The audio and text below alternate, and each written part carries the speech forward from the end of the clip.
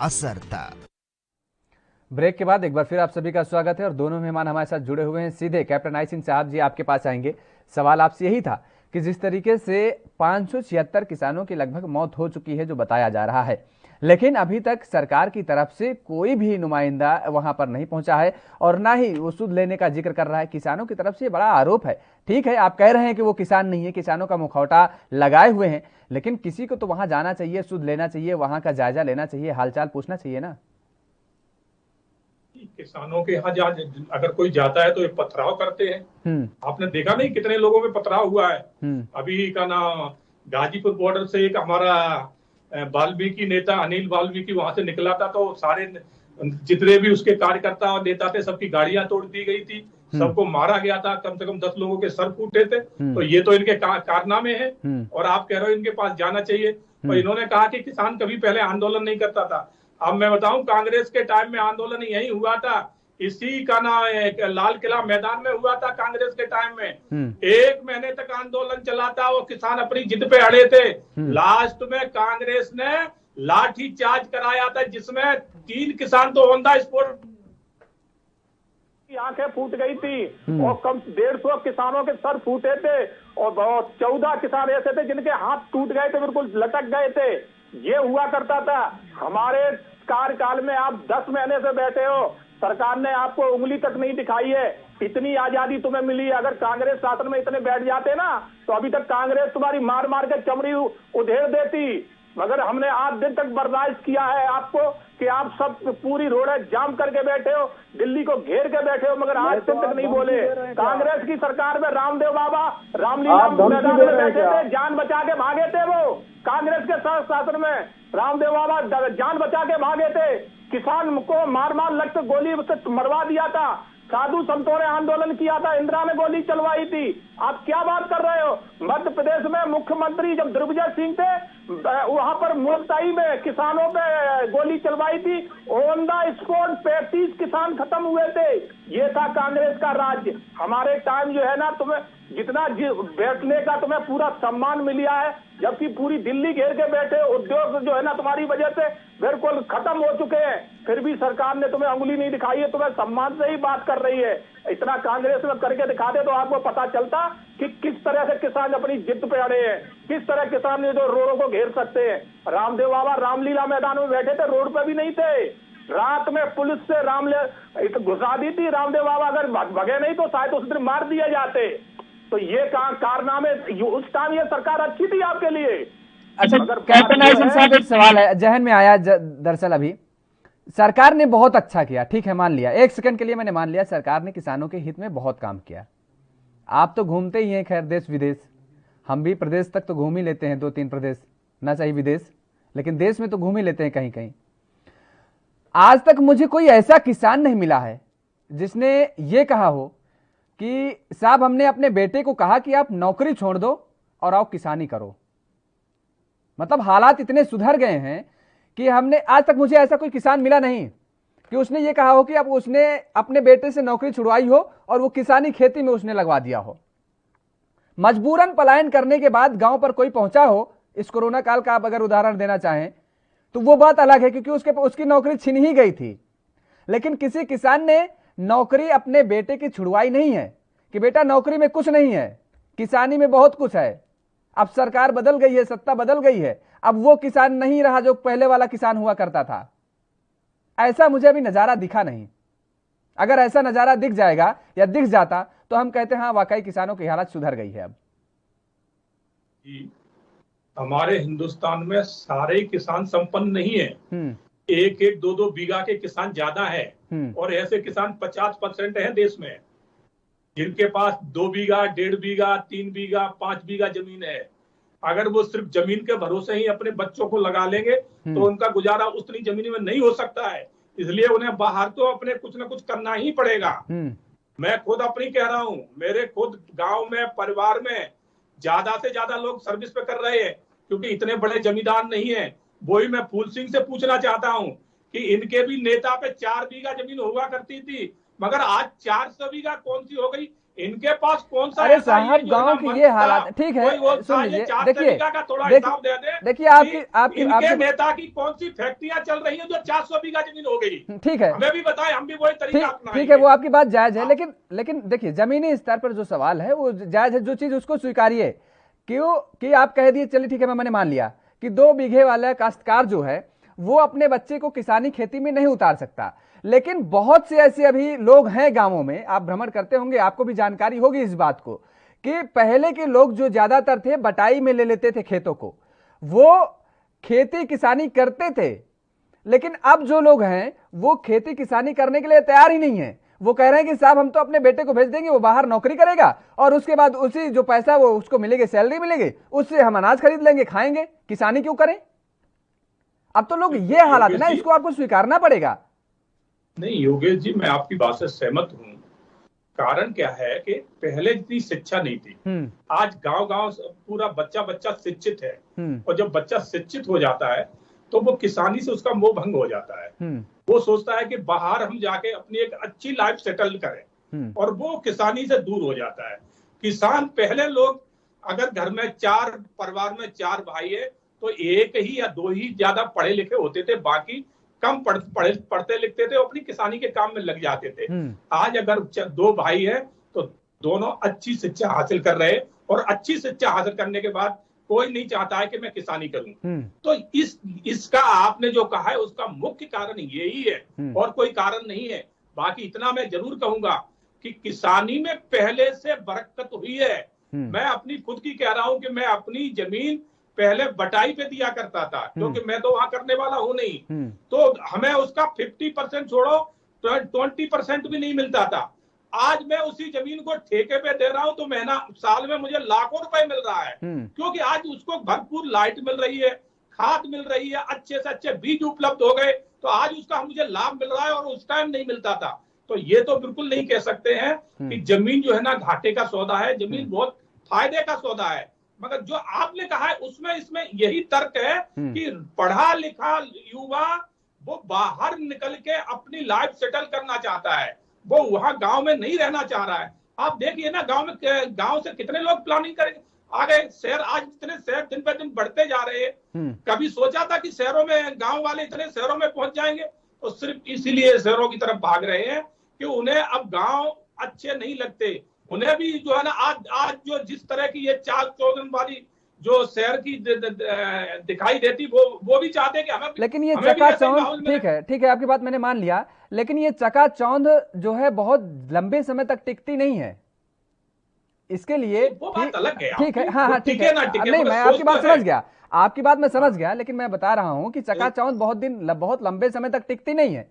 और ये जो देखने को मिला बहुत पहले नहीं देखा, अभी हालात वर्तमान के ही, जिस तरीके से कोरोना काल में जो पलायन हुआ एक साथ, जो शहरों में लोग बसते थे, जो नौकरी के लिए पहुंचे थे, जो किसानी छोड़ करके आ रहे थे, घर द्वार छोड़ करके पहुंचे थे, उनको एक बार फिर से अपने पैतृक निवास की ओर रुख करना पड़ा है।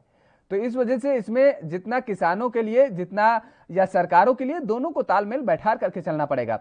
शिव सिंह जी, पहले खाद आपको मिलती नहीं थी, लाइन लगानी पड़ती थी, और ऊपर से उस लाइन में लाठी डंडे भी चलते थे, कैप्टन आई सिंह साहब बता रहे हैं। अब सरकार इतनी बेहतरीन तरीके से किसानों के हित के लिए काम कर रही है, अब खाद, लाइट, पानी सब समय से मिल रहा है, तब भी आप लोग नहीं खुश हैं। देखिए पांडे जी, पहले मैं आपकी बात का जवाब दे दूं। आपने कहा कि अब किसान का लड़का पढ़ा लिखा हो गया है तो वो जाके शहर में नौकरी करता है। तो मैं ये पूछना चाहता हूं कि आपकी सरकार ने 7 साल में कितने लोगों को नौकरी दे दिया? आपने कितने लोग? साहब मैं आपको बता दूं, वो नौकरी नहीं है, वो मजदूरी कर रहा है। आप जिस तरह से आपकी सरकार ने डीजल के रेट बढ़ाए, खाद के रेट बढ़ाए और कृषि के उपकरण के रेट बढ़े, तो किसान जब खेती करता है तो पहले वो दोनों रबी और खरीफ की फसल की जब खेती करता था तो एक फसल का पैसा उसको साल में बच जाता था और एक फसल का पैसा कृषि कार्य में खर्च होता था। लेकिन आज जो हालात हैं, जिस तरह से एक बेकदर महंगाई है, तो अब उसकी दोनों फसलों पर संकट है। जिस तरह से महंगाई है तो उसका तो बीज का और खाद का भी पैसा नहीं निकल पा रहा है। ये हालात आज किसान के पास पैदा है। यदि आप कह रहे हैं कि हम खेती का काम करते हैं तो आपको मालूम होगा किस तरह से आज किसान के पास समस्या खड़ी है। ये तो देखिए बहकाने की बात है, और इस बेकदर महंगाई है तो पूरी तरह से किसान भी अब शरणार्थी बनने की कगार पर है। वो पहले उसके लड़के गए तो वो शहर में मजदूरी कर रहे हैं, नगरों में मजदूरी कर रहा है, वो उसका खेती से परिवार नहीं चल पा रहा है। अब जिस तरह से आपकी सरकार ने कानून बनाया, जिस तरह बेकदर महंगाई है, तो अब किसान भी पलायन करने को मजबूर है, किसान आत्महत्याएं कर रहा है। आपकी ही सरकार का आंकड़ा देखिए, सबसे ज्यादा आत्महत्याएं भारतीय जनता पार्टी कार्यकाल में किसानों ने किया। आप आंकड़ा उठा करके देखिए, आप गोलीकांड की बात कर रहे थे, आपकी सरकार आत्महत्या कोई नहीं कर रहा है। हम उसका पूरा आपकी सरकार ने मध्य प्रदेश में मंदसौर गोलीकांड, आप कभी कांग्रेस ने किस दी? आपकी सरकार ने, कभी आप कह रहे हैं कांग्रेस बराबर दे रहे हैं। लाठियां चली तो आपके कानून से 700 किसान शहीद हो गया, इसका जिम्मेदार कौन है? आपने तो लाठियां, कांग्रेस को कह रहे हैं लाठियां चलवाई तो इतने लोग मरे, इतने किसान घायल हुए। लेकिन आप कानून बनाते समय, आप कैप्टन हैं, आप बुद्धिजीवी हैं, आपकी सरकार के लोग बुद्धिजीवी हैं, आपको आरएसएस का भी पाठ पढ़ाया गया है, तो कम से कम आपको संसद में बहस कराना चाहिए और फिर आपको ऐसे कानून लाते। और कानून यदि खराब नहीं होता तो क्यों देश आंदोलित होता? आप उसको पंजाब हरियाणा का आंदोलन कह रहे थे, आज पूरे देश में किसान आंदोलन है, मजदूर आंदोलन है।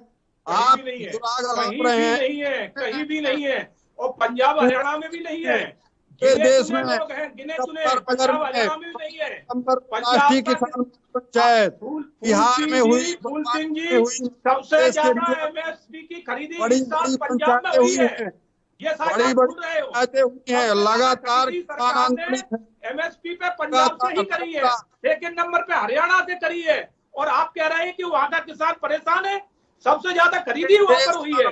देश का आंदोलित है और पूरे देश का किसान आंदोलन, कोई भी आंदोलित नहीं है। फिर मैं वही बात दोहरा रहा हूँ, किसान के देश में बैठे रुपया आंदोलित है, किसान आंदोलित करते ही नहीं है। किसान अपने काम कर रहा है, उसे फुर्सत ही नहीं है अपनी किसानी से।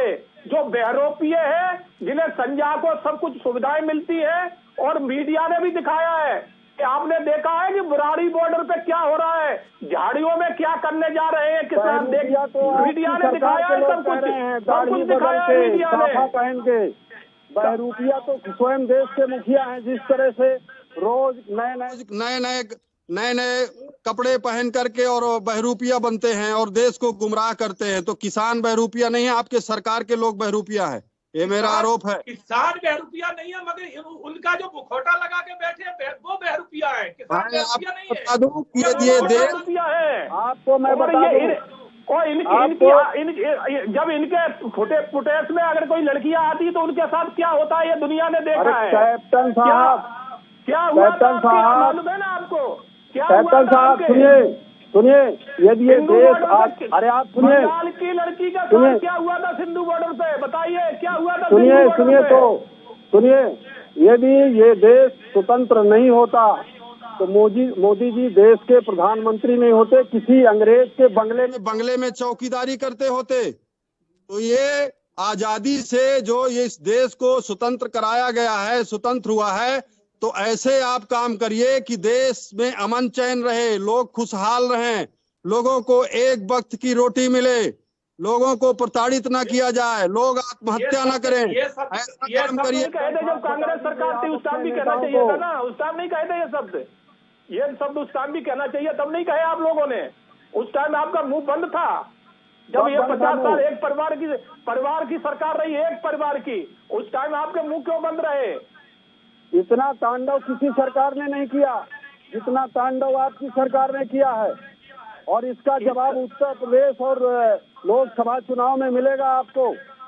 अभी पंचायत चुनाव में मिल गया ना, पंचायत चुनाव में तो आपकी जमानत जब्त हो गई। राकेश टिकैत का गृह नगर से उनका प्रत्याशी 3 वोट लेकर रह गया, और बीजेपी के कार्यकर्ता को 30 वोट मिले। चुनाव में क्या होगा, बहुत ज्यादा दिन नहीं है, बहुत ज्यादा वक्त नहीं बचा है, बहुत नजदीक है। और चुनावों में क्या होगा, देश की जनता, प्रदेश की जनता सब बता देगी। शिव सिंह साहब, ठीक है। कैप्टन आई सिंह साहब जी, एक सवाल है, हम चुनाव नहीं ठीक है, मैं कहता हूं राकेश टिकैत चुनाव लड़के तो दिखाएं, अगर उनकी जमानत जब्त नहीं हो जाए। अरे वो नहीं लड़ेंगे भाई, उन्होंने कहा है, उन्होंने फिलहाल कहा है, अभी बाकी क्या करते हैं वो नहीं पता है। उन्होंने कहा है कि वो चुनाव नहीं लड़ेंगे, उन्होंने बयान दिया है कि जिस तरीके से ये खबर जो सामने आई है वो गलत है। अभी फिलहाल कहा है, बाद में क्या करते हैं वो उनकी मर्जी है, चुनाव लड़ने का सबका अधिकार है, कोई भी लड़ सकता है। दरअसल बात यह है कैप्टन आई सिंह साहब कि अटल बिहारी वाजपेयी जी ने कहा था कि जब तक इस देश के किसी भी नागरिक की आंखों में आंसू और दर्द है, आप चलिए मान लिया एक सेकंड के लिए, आप किसान नहीं मानते हैं, देश का नागरिक तो मानते हैं ना इन लोगों को जो बॉर्डरों पर बैठे हुए हैं। और उन्होंने कहा था कि जब तक इस देश के किसी नागरिक की आंखों में आंसू और पीड़ा है तब तक उनका काम खत्म नहीं हुआ है, वो निरंतर चलते रहेंगे और उस देश के जिस भी नागरिक की आंखों में आंसू और पीड़ा है उसको मिटाने का काम करेंगे, आंसू पोंछने का काम करेंगे और पीड़ा हरने का काम करेंगे। अटल बिहारी वाजपेयी ने यह बात कही थी। आपकी सरकार है इस समय, आप मान लिए एक सेकंड के लिए आप इन्हें किसान नहीं मानते लेकिन देश का नागरिक तो मानते हैं, तो इनका आंसू, इनके पीड़ा दर्द को हरने का काम तो करेंगे ना आप। जिम्मेदारी तो आपकी है क्योंकि सत्ता पर तो आप ही काबिज हैं। बहुत अच्छी बात है योगेश जी। आपने देखा होगा सरकार ने ससम्मान इनको बुलाया और एक बार नहीं पूरे 12 बार की इनके साथ वार्ता बैठ के करी। और इनका बिहेवियर क्या होता था, मतलब ऐसे करते थे जैसे कोई दुश्मन से बात कर रहे हैं। हमारे यहाँ आएंगे, हमारी चाय नहीं। ठीक है कैप्टन आई सिंह साहब जी, आप अपनी पूरी बात रखिएगा, आप अपनी बात रखिएगा। ब्रेक के बाद फौरन वापस आते हैं और उसके बाद चर्चा को आगे बढ़ाते हैं। नामा खबर से असर तक। ब्रेक के बाद एक बार फिर आप सभी का स्वागत है और चर्चा को आगे बढ़ाएंगे। सीधे कैप्टन आई सिंह साहब जी आपके पास ही आएंगे, आप अपनी बात रखिए, रख रहे थे पूरी करिए। योगेश जी, आपने देखा होगा हमने इनको देश का नागरिक माना, सब कुछ माना, यहाँ तक कि इनको किसान भी उस टाइम हमने माना था। और इसी वजह से हमने इनको ससम्मान अपने यहाँ बुलाया और एक बार नहीं 12 बार बुला के इनके साथ चर्चा की। इन्होंने कहा हम सरकार का खाना नहीं खाएंगे, सरकार की चाय नहीं पी। अरे भाई ये सरकार की नहीं है, ये देश के जनता के पैसे की है। जो चाय वहां बन रही है पिबेगी वो देश की है। तो इन्होंने वहां सबसे बड़ा सरकार का अपमान ये किया। फिर भी सरकार ने कोई बात नहीं, सरकार ने बल्कि इनके साथ एक भाईचारा दिखाते हुए कि ठीक है आप अपना खाना लाए हो, हम आपके खाना में शेयर करेंगे, हम आपके साथ खाते हैं। देखिए सरकार का दिल, सरकार कहीं से कहीं इनसे दूर नहीं थी।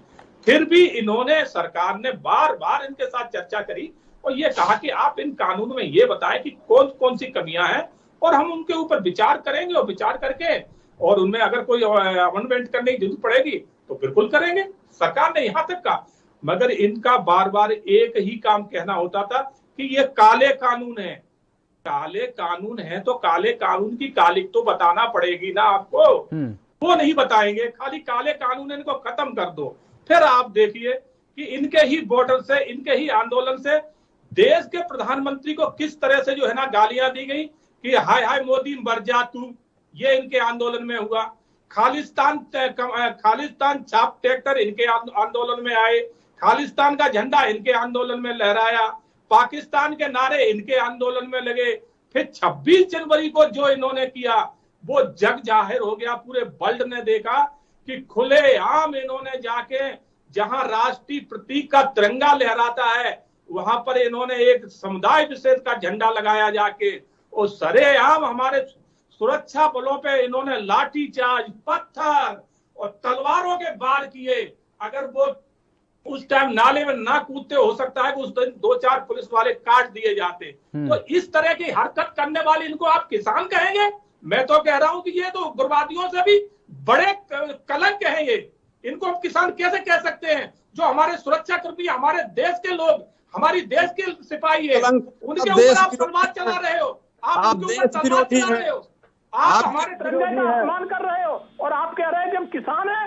बिल्कुल किसान नहीं हो सकते हो आप। काम तो उग्रवादियों वाले कर रहे हो, तालिबानी वाला काम कर रहे हो, कह रहे हो किसान हो। बिल्कुल किसान नहीं हो सकते हो आप, देश विरोधी हैं जिस तरह से आपकी भाषा बोल रही है। ठीक है, आपकी सरकार और आप सब, आपका यही नजरिया रहा तो ये देश चलने वाला नहीं है।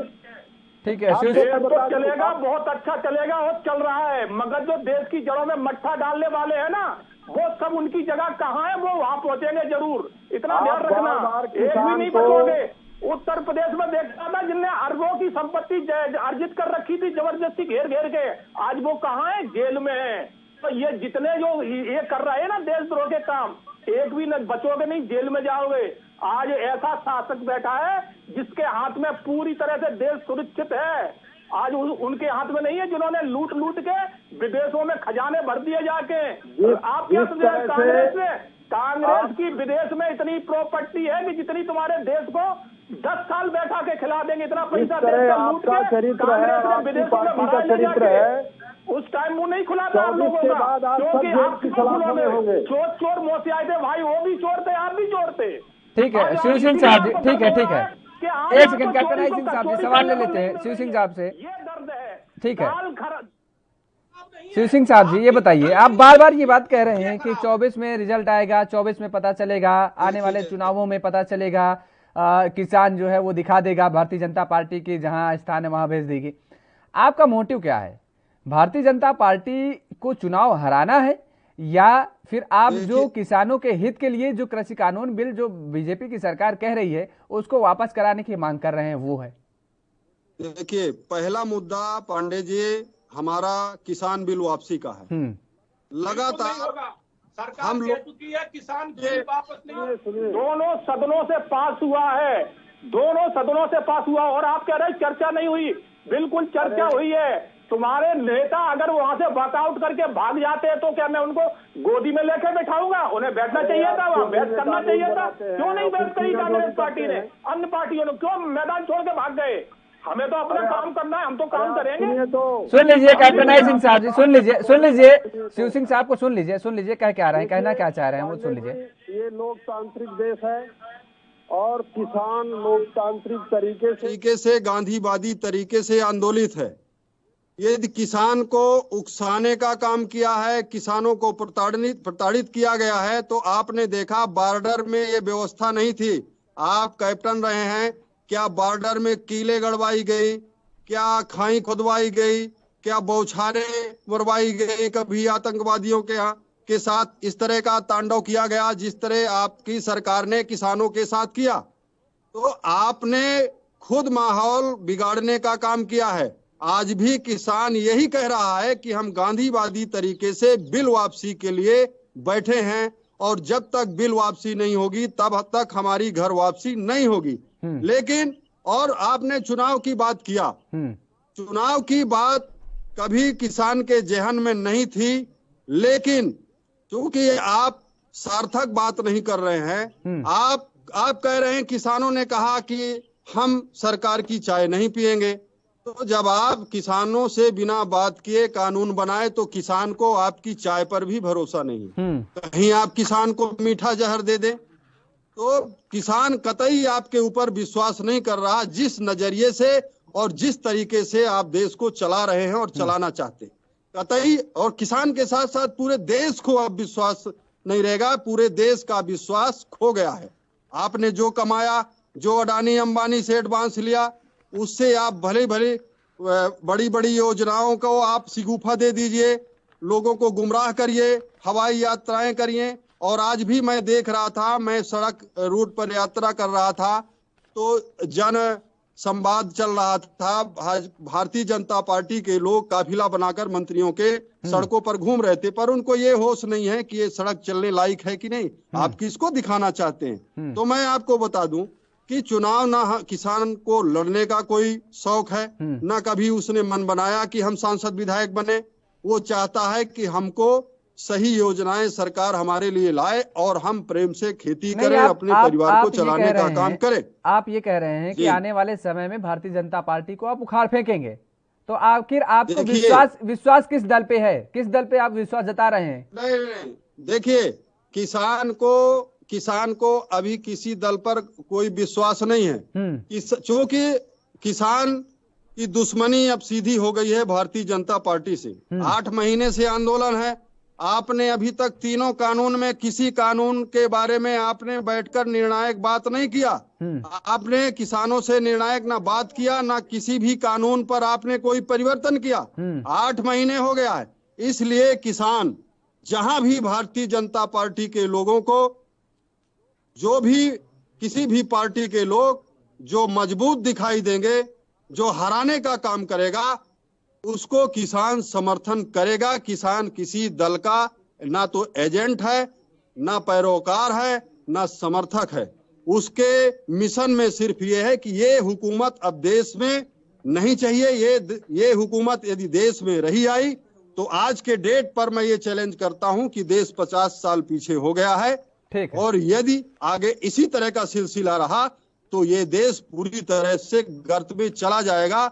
इसलिए किसान अब ये मन बना लिया है कि यदि सरकार ये सीधे तौर पर नहीं मानती है, कानून वापस नहीं लेती है, तो इस सरकार को चुनाव में उखाड़ फेंकने का काम करेंगे। ये किसान ने ठान लिया। कैप्टन आई सिंह साहब जी, 10 सेकंड में आप बात रखिए अपनी। क्या कोई रास्ता ऐसा निकल रहा है या कुछ ऐसा दिख रहा है कि इस आंदोलन को खत्म करने के लिए सरकार कोई नया रास्ता लाएगी? जी, सरकार ने पहले भी कहा था और सरकार आज भी कह रही है कि हम बिल्कुल चर्चा के लिए तैयार हैं। हमने चर्चा के लिए कभी मना नहीं किया है, मगर इन्हें पहले अपनी हट छोड़ना पड़ेगी। अगर ये चाहे तो हम संशोधन, अगर इसमें कहीं जरूरत पड़ेगी तो अननेसरी बोलेंगे तो उसको भी नहीं। अगर कहीं लगेगा कि हाँ संशोधन की जरूरत है तो उसमें संशोधन बिल्कुल सरकार करने को तैयार है। मगर ये बोले कि कानून हटाए जाए, तो कानून दोनों सदनों से पास हुए हैं और बहुमत से पास हुए हैं। सरकार के किसी एक मंत्री ने कानून पास नहीं कर दिया है। राज्यसभा और लोकसभा से पास होकर उसके बाद राष्ट्रपति के उस पर साइन होते हैं। तो ये मुखौटा पहने जो बैठे हैं, इनके कहने से क्या कानून हटा दिया जाएगा? ऐसा नहीं होता है। आप दोनों मेहमानों का हमारे साथ जुड़ने के लिए बहुत बहुत शुक्रिया। तो लगातार जिस तरीके से किसान डटे हुए हैं और वो कह रहे हैं, उनकी एक ही मांग है कि ये कृषि कानून बिल वापस लिया जाए, लेकिन सरकार इस पर मानने के लिए तैयार नहीं है। वो कह रही है कि अगर कोई संशोधन करने लायक है तो वो बताएं किसान, संशोधन किया जा सकता है। सरकार ये दावा कर रही है कि लगातार किसानों के हित में कदम उठाए जा रहे हैं, सरकार हितैषी सरकार है, लेकिन बावजूद इसके देखने को जो किसानों की हालात मिलती है तो सवाल फिर वही उठता है कि आखिर किसानों की स्थिति त्रासदीदायक क्यों होती चलाई जा रही है? सरकारें बदलती हैं लेकिन किसान वही का वही रह जाता है। खबरनामा में फिलहाल मेरे साथ इतना ही। बाकी खबरों के लिए आप देखते रहिए ANB न्यूज। कोरोना की स्थिति खबरनामा, खबर से असर तक। ਪੰਜਾਬ ਸਰਕਾਰ ਵੱਲੋਂ ਪਿੰਡਾਂ ਦੀ ਨੁਹਾਰ ਬਦਲਣ ਲਈ ਕਾਰਜ ਪੂਰੇ ਜ਼ੋਰਾਂ ਸ਼ੋਰਾਂ ਤੇ ਚੱਲ ਰਹੇ ਹਨ। ਨੌਜਵਾਨਾਂ ਨੂੰ